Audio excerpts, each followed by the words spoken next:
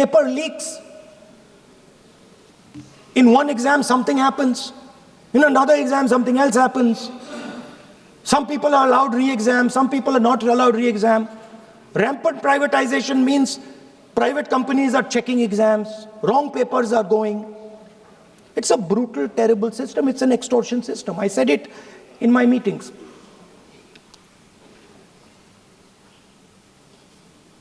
And it's a system that has been captured. It's a system that has been captured, the soul of the system has been captured by the RSS.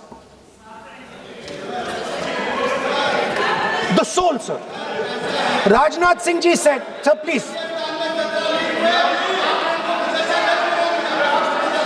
Sir, Rajnath Singh ji said, that we are not the UPA. Our ministers never resign. He's right. What has happened here? The resignation of Mr. Dharmendra Pradhan, that's a superficial thing. Because Dharmendra Pradhan never ran the education ministry. Yes. Never. The man and the organization that runs the education ministry is called the RSS.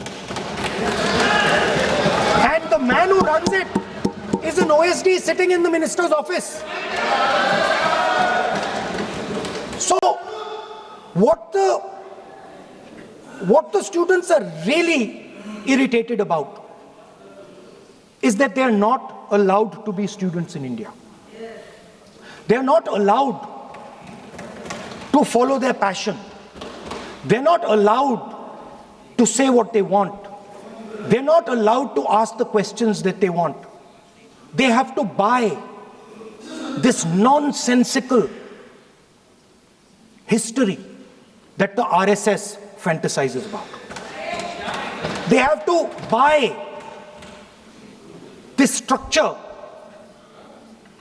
Every single university in India, the students should know this, and I'm saying this for them. Every single university in India today has a vice chancellor from the RSS. Dharmendra Pradhan is a symbol. Your real enemy is the RSS. Keep it in mind.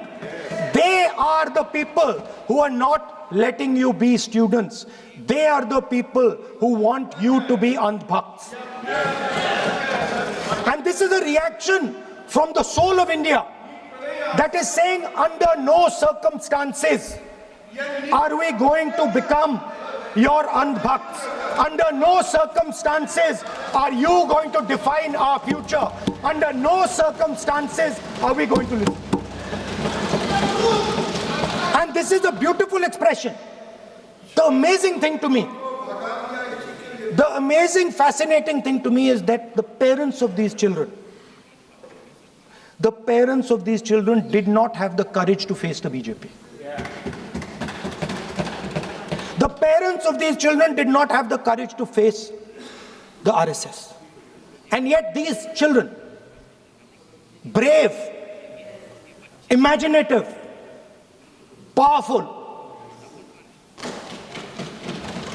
stood there and faced whatever you could throw at them.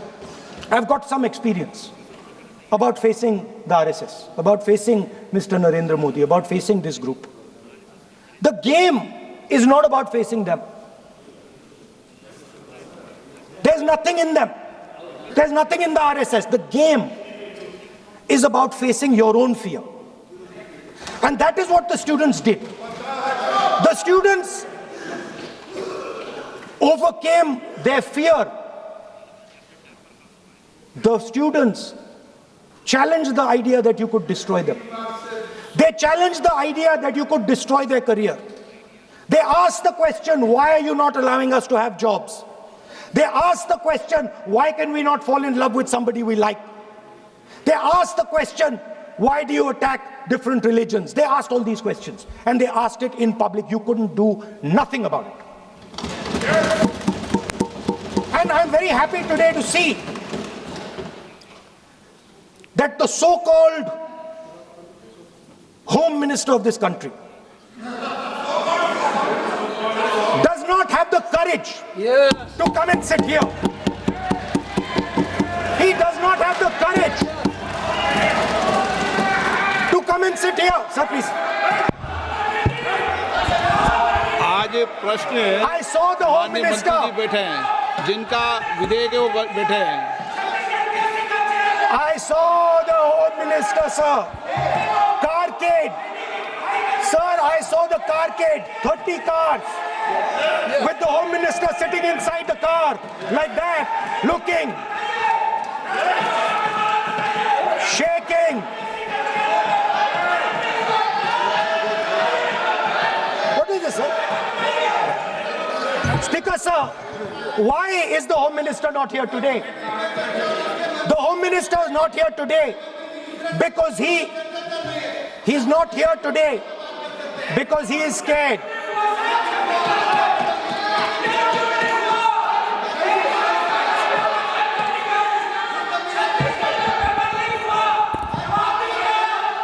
He is the Home Minister, sir.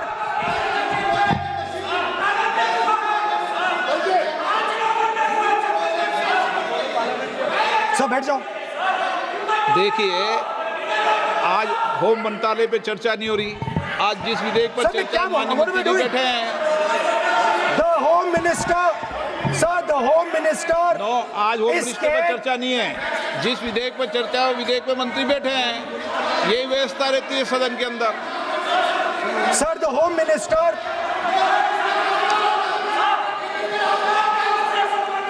Sir, the Home Minister authorized the shooting of our students, sir. He put pellets into the blood of our students. He ordered the students of India to be shot. क्या बोल रहे हैं? Sir, ये आप सोचिए, आप कितना गलत बात बोल रहे हैं। आप कल्पना कर सकते हैं, आप बिना सोच समझ करके जो इस्तेमाल कर रहे हैं और किसने फायरिंग का ऑर्डर दिया। What is going on? कैसे बोल सकते हैं आप? कितना गलत बात करते हैं, ऐसा मत बोलिए। राहुल गांधी जी, आप नेता प्रतिपक्ष हैं, गंभीरता से बात बोलना चाहिए। आप बिना तर्क करके यहाँ ऐसा बात करते हैं, ये ठीक नहीं है सर। अभी तुरंत आप किस बेसिस पे ये बयान दिया है? किस बेसिस पे आपने ये बयान दिया, बताइए। किसने आपको बताया और किस तर्क के साथ आप ये बयान दिया है? ये बहुत गलत बात बोला है राहुल गांधी जी ने, बहुत गलत बात बोला। मैं इसका आपत्ति करता हूँ, कार्रवाई से निकालना ही चाहिए। लेकिन राहुल गांधी जी, आप माफी मांगिए, ये ठीक बात नहीं है। आप ऐसे नहीं बोल सकते, गलत बात बोला है। कैसे आप गृहमंत्री जी को इतना बड़ा आरोप कैसे लगा सकते हैं? ठीक नहीं है, बहुत गलत बात बोला है। आप गोली चलाना ये कोई छोटा मोटा चीज नहीं है।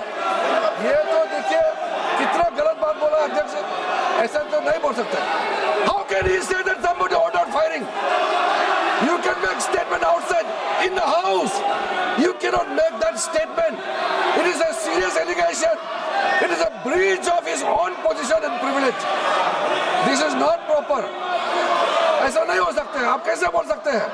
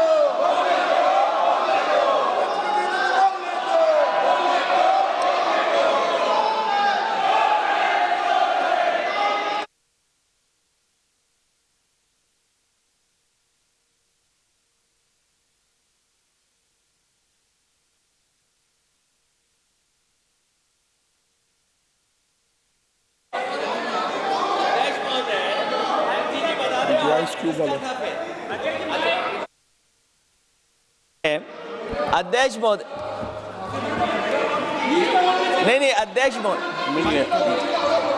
नहीं अध्यक्ष महोदय, अध्यक्ष महोदय, अगर नेता प्रतिपक्ष ने कोई गंभीर आरोप लगाया सरकार पे, तो ये सरकार की जिम्मेदारी बनती है कि किसके ऑर्डर पे पुलिस ने बच्चों पर, छात्रों पर, युवाओं पर इस तरह का व्यवहार किया है। ये सही बात नहीं अध्यक्ष महोदय, ये अगर गृह मंत्री जी का नहीं है। अखिलेश जी, आप जो बता रहे हो अलग बात है। राहुल जी ने ये नहीं कहा, उन्होंने सीधा नाम लेके कहा, इंक्वायरी का बात नहीं मांगा। राहुल गांधी जी ने इंक्वायरी का बात नहीं किया, उन्होंने सीधा नाम लेकर के फायरिंग ऑर्डर का बात किया। कैसे बात कर सकते हैं आप? ये आप समझते हैं कितना गंभीर आरोप है? आप अगर इंक्वायरी का मांग करता है या वो ठीक है, हम मानते हैं। अखिलेश जी, अरे अखिलेश जी, आप जो कह रहे हैं वो अलग है। राहुल गांधी जी ने जो बात कहा बिल्कुल अलग बोला है। एक ही नहीं, ये गलत बात। आपको राहुल जी, आपको देखिए, ये बहुत सीरियस है, आपको माफी मांगना होगा, या तो आप खेद प्रकट कीजिए, अपना शब्द को वापस लीजिए। आपने बहुत गंभीर झूठा आरोप लगाया है, ये बहुत गंभीर है, ऐसा मत कीजिए। आपका शब्द बहुत गलत बात है। देखिए माननीय प्रतिपक्ष के नेता, मेरा आपसे आग्रह है, एक मिनट, आप विधेयक के बोलो और आप कोई भी तथ्य, कोई भी बात कहें तो आप खुद इंक्वायरी कर खुद निर्णय की स्थिति में नहीं बने। ये आप विषय कह सकते हैं कि इस लाठीचार्ज की इंक्वायरी होना चाहिए, लेकिन आप किसी व्यक्ति विशेष, अखिलेश ने भी कहा, आप इंक्वायरी की बात कर सकते हैं, लेकिन आप कहें कि नाम लेकर किसी का कहें, ये उचित नहीं है। स्पीकर ये उचित नहीं है, सदन की गरिमा के अनुकूल नहीं है।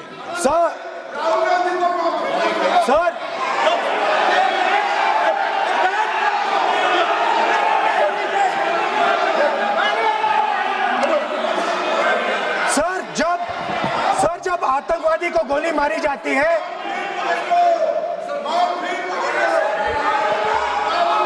ये हम बहुत एक गंभीर स्थिति में आए हैं।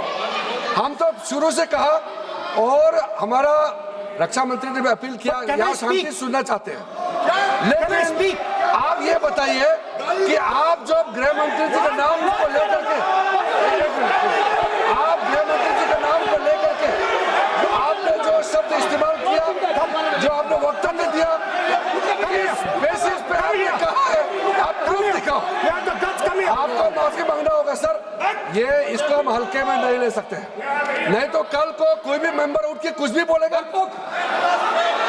अभी मैं कहूंगा कि राहुल गांधी जी ने किसी को मर्डर किया है, बोल सकते हैं क्या? नहीं, ये सर, ये ठीक बात नहीं है। आप कैसा आपको ये पता चला और किस बेसिस पे बोल रहे हैं? आप पहले उसका ब्यौरा देना चाहिए, आप माफी मांगना चाहिए। ऐसा नहीं चलेगा, ऐसा नहीं चल सकता है। बहुत गंभीर मामला है, इसको हम हल्के में नहीं ले सकते। तो क्या हम ऐसा कह दें कि राहुल गांधी जी ने किसी का मर्डर किया, हम बोल सकते हैं क्या बिना मतलब का? कैसे बोल सकते हैं आप? ऐसा नहीं होता है सर। यहाँ जिम्मेदारी का साथ बोलना होता है और तर्क देना होता है। आपने स्टेटमेंट दे दिया है, लेकिन आप बताना पड़ेगा कि किस बेसिस पे आपने स्टेटमेंट दिया, और आप माफी मांगेगा तो हम सोचा जाएगा। ऐसा सदन नहीं चल सकता है, यह गंभीर मामला है। ये ऐसा बिल्कुल, मैं आप राहुल गांधी से माफी मांगे या तो बताए क्यों बोला है, कैसे बोला है। आप कैसे बोल सकते हैं? माफी मांगिए, ऐसा नहीं चल सकता है। अध्यक्ष चल सकता है सदन, ऐसा नहीं चल सकता, ये नहीं होगा। हम इस सदन को इस तरीके के बिना मतलब, बिना तर्क का, देश के जिम्मेदार एक व्यक्ति के ऊपर में ऐसा आरोप हम कतई लगाने पे हम मंजूर नहीं दे सकते हैं। नहीं होगा, आपको माफी मांगना होगा, नहीं तो ऐसा बहस नहीं हो सकता है। ये ठीक नहीं है सर। वो माफी मांगेगा, या तो बताओ क्यों, कैसे उसको पता चला है और किस बेसिस पे बोला है। ऐसा नहीं होगा।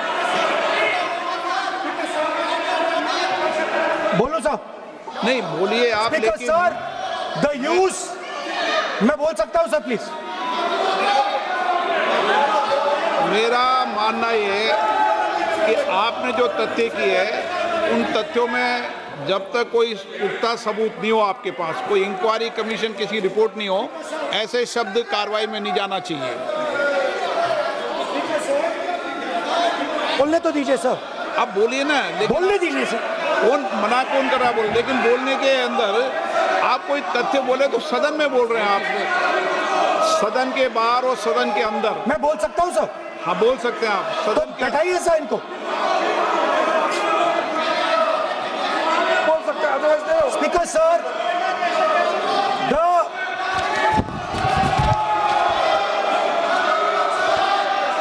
Speaker sir, the use of force can only be authorized by the Home Minister. No. It cannot be authorized either by the Home Minister or the Prime Minister. ऐसे नहीं चल सकता सर। आप सदन के अंदर हमारे कई बार कहने के बाद भी, बार बार आग्रह करने के बाद भी आप चेयर की अवहेलना कर रहे हैं, उचित नहीं है। नो, आप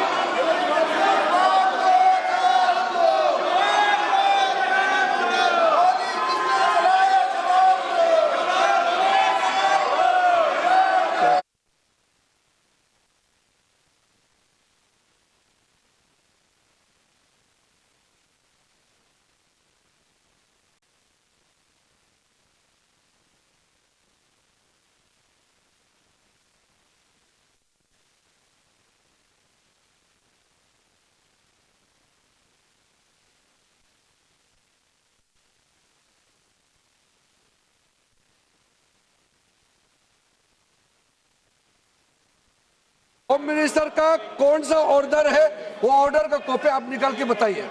आपने कहा होम मिनिस्टर ने ऑर्डर दिया है फायरिंग के लिए, आप वो ऑर्डर का कॉपी निकालिए। आप बताइए किसने आपको बताया, कौन सा ऑर्डर नंबर, किस व्यक्ति को कहा है, कौन सा अधिकारी। आप कॉपी निकाल करके सदन में रखिए। ऐसा नहीं हो सकता है, चर्चा ऐसा नहीं हो सकता है। कुछ भी मन में चाहेगा बोल करके आप भाग जाएंगे हेडलाइन बतौरने के लिए। ऐसा नहीं हो सकता। ये भारत का संसद है, यहाँ जिम्मेदारी के साथ बोलना चाहिए। ऐसा हम बिल्कुल मान्यता नहीं दे सकते हैं। आप नहीं बोलना चाहते तो मत बोलिए, लेकिन गलत बात नहीं बोल सकते। ऐसा नहीं हो सकता, हम परमिशन नहीं दे सकते। आप कंक्लूड कर दीजिए। नो,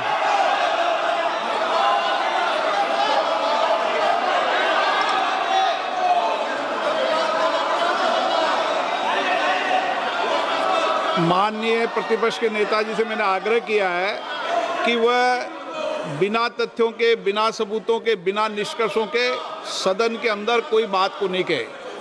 ऐसा सदन के अंदर नहीं चलता है।